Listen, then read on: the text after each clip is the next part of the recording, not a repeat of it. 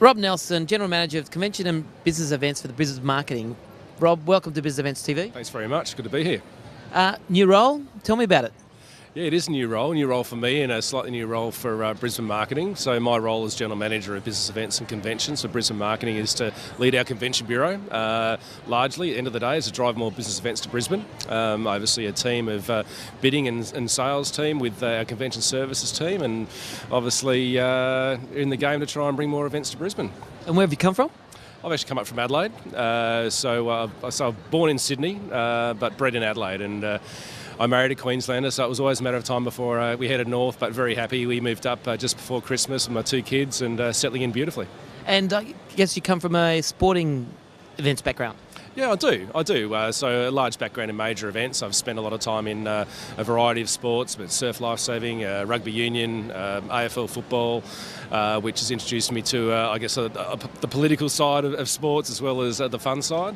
I have to admit it's nice to be on the other side now and can be a fan again, enjoying sports from a fan perspective. But looking for a slightly different shift in my career and the opportunity to come up and work under Brisbane Marketing. And what's really appealing for me is the ability to work in such a dynamic industry, but also part of a broader group, working with colleagues in major events and leisure tourism, investment attraction, to try and really build a compelling proposition and really shape Brisbane's future. And it's an exciting time for us. So as a new person, I guess, coming into this industry, what has it met your expectations? Yeah, I'm only a month in at the moment. I'm still smiling. So being my first aim, I've been very well received, which is fantastic. And look, let's not kid ourselves. It's a very, very competitive industry.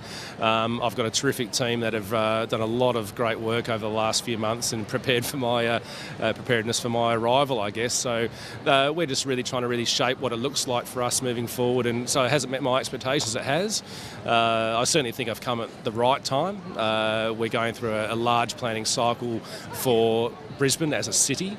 So to have business events at the forefront of that agenda is exciting for not just myself but for my team, and so far so good. What do you see short term and long term for Brisbane Marketing?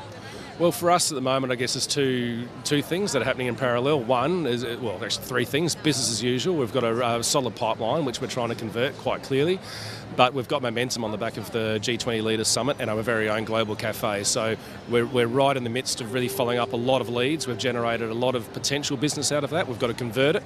And whilst we're doing that, we're now embarking upon the next chapter for Brisbane as a city. We've got a big planning cycle which is right on our doorstep. So the next 3 months is a pretty intense period for us to really shape the future of our great city and bring that to fruition. And I understand Liverpool Football Club is coming over your way. Did you have a lot to do with that? I didn't personally. I'd love to lay claim to that one with my major events background, but my colleague Anne-Marie Moon has headed that one up, and that we've got a fantastic team at executive level within Brisbane Marketing, and we've just got that added advantage where we can actually sit alongside each other and look at these events and how we can leverage off each other moving forward for, I guess, getting that compounded result for Brisbane.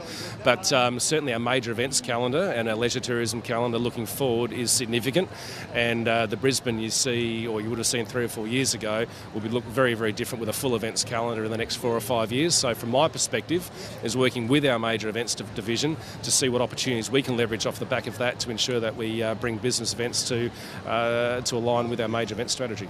Well, I guess you're on a bit of a roll now because you had G20, now you got the football. So what's long term?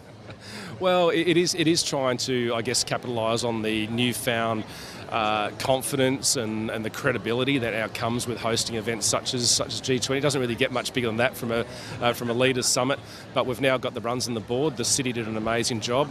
The Brisbane Exhibition and Convention Centre was absolutely superb in our operations and flawless. So from that perspective, for us, it's about working with them as a partner and our other partners to really capitalise on that momentum. And we've just seen it today, and speaking to people around the stand here, people are still talking about G20 and what does it mean for us.